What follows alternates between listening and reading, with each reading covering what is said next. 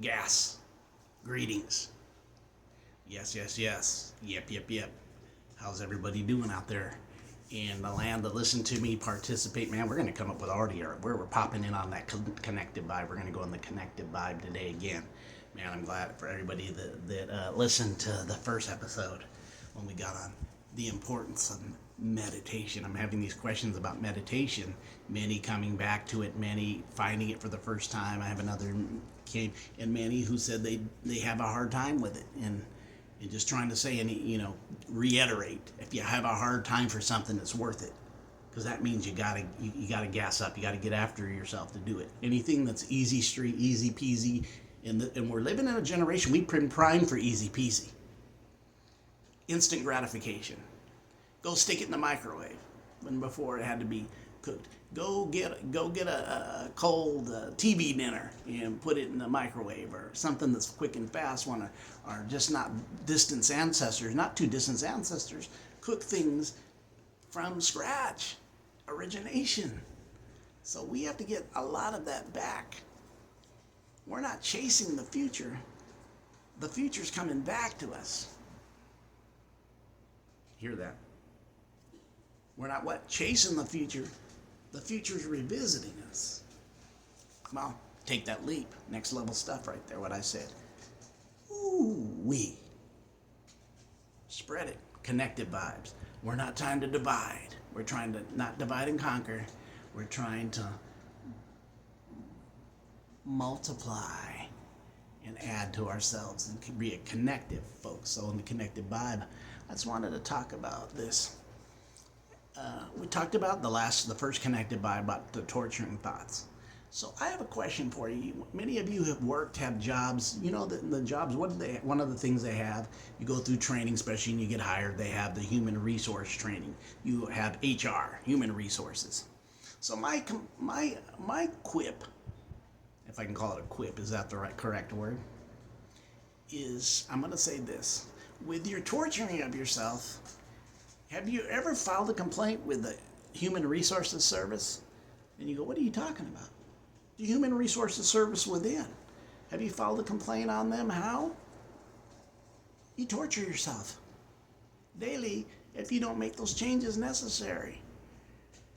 That human resource within you, have you filed your complaint yet? Yeah, I said it. Did you file the complaint that you're getting tortured getting tortured within with your own thoughts? So you complain to your own human resource. You're the resource. You're the human resource unto yourself and to others it can be, but you're the source to your source, right? I can't make anybody do anything they're not willing to do for themselves, right? So think about it. Have you made that complaint? Have you filled it out? Have you made the complaint that you abuse yourself, that you don't give yourself a chance, that you're held back, and it's not necessarily held back by somebody outside you. You hold your own self back from your full growth and your full potential on your job, and this job's called life, or on your entrepreneurship, and we're going to call it life. Have you followed it yet? Have you went within, did a little bit of meditation, self-talk? If you want to call it prayer, if you want to call it meditation, you want to do that, talk to your higher, and said, you filed that complaint yet that you torture yourself or you whip your own butt?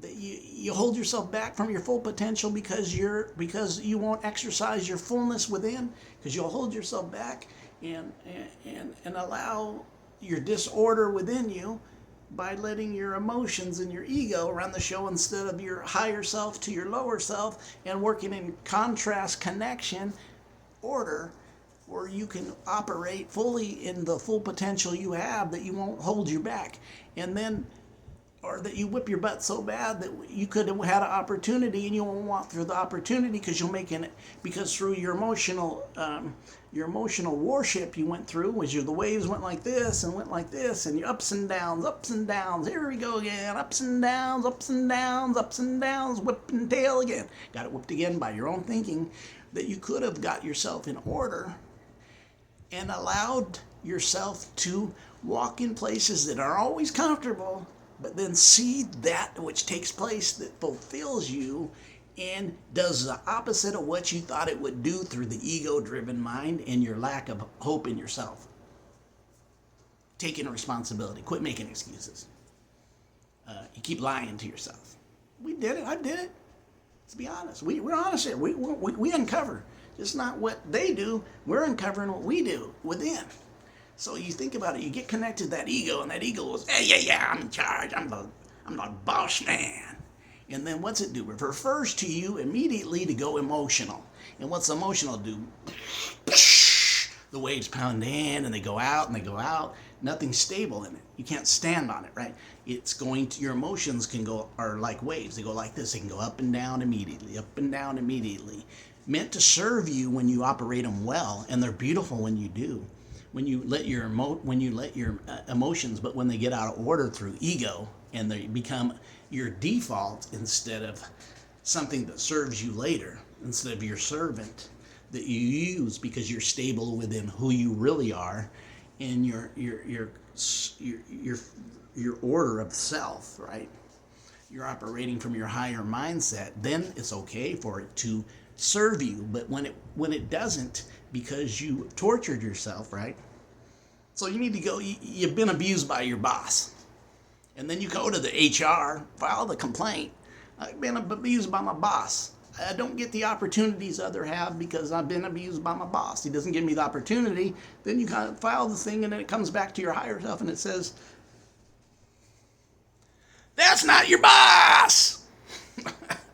You're listening to your ego, and you're letting it default into your emotions, which really whipped it up good. The ego, they did a double for your trouble. They both put the boots to you, and then they deflated you, right? And you go, "What do you mean they deflated me?" Yeah. They deflated you. They took away your purpose and that, and then you're afraid to go walk in your order. What? You won't go do things that would serve you, like getting opportunity for not staying in comfortable places, getting out of the comfort zone where your best growth would be is out of the comfort zone. Doing things that you don't normally do, and then finding out that connection or that open door with somebody who you would meet and run into, and they might operate and open a door that you knew not of, but you had judgment and you defaulted to it. And then you didn't operate and walk through the door that was going to be wide open for you, but you defaulted to your emotions and your ego and put yourself in handcuffs and tortured yourself again. This is something we all do. It's something we do. We torture ourselves by our own thoughts. We lock ourselves away with our own thoughts. I thought about this on the way home yesterday. I went and visited we're getting close to the 8-minute mark, my mom, and his birthday's coming up, so I went and seen her. She's 81, right? Went and seen her, visited her, and my dad, who's 80, and spent some time with him. And then on the way home, I heard this song by the Eagles called I'm Already Gone, and I started thinking about that when you hear the words to it, but apply it in a different way. He's talking about a relationship that's not working out for either side, and he's saying he's already gone. He's not going to wait some glad day to know something's not going to work. He's ready to check out now because of that.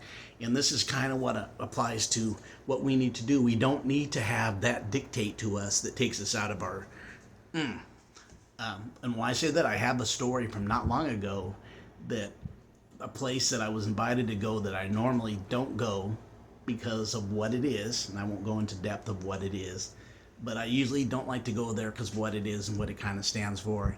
But I felt led to go, which kind of was like, I'm going to follow the leading, and then I ended up meeting somebody on that experience that is now connected to me, and they're connected into a higher realm than I ever knew, and I never knew the man before. He's only 36 years old, and I met him. That was because I followed and didn't go to my thinking of what I should do because of this or because of that. I ended up taking the chance. Why? Because I became connective. And you never know where you go connect, who you may connect to, and it may take that connective vibe. You're never going to meet people exactly where you are. We're all in different degrees. Let's be honest. Nobody's here. Everybody's here. They're in degrees. They're split out. And some people are not going to know a thing of what you know. And not even where you really got to the nitty gritty and talk to them and go, man, they're not even by what I'm knowing. But just being the connective, and you don't know what you activated, and just being connective to them. Just because you're a connective person, be connective to everybody. It doesn't matter what they look like, what color they are, what they like to eat, how tall they are, how fat they are, how skinny they are, if they're female, male, all things included. It doesn't matter. Be connected. We all in the reality are connected. Let's no more division, but let's have the addition. Thank you. Second episode, the connective vibe. Did you file your complaint with HR yet? Connective vibe.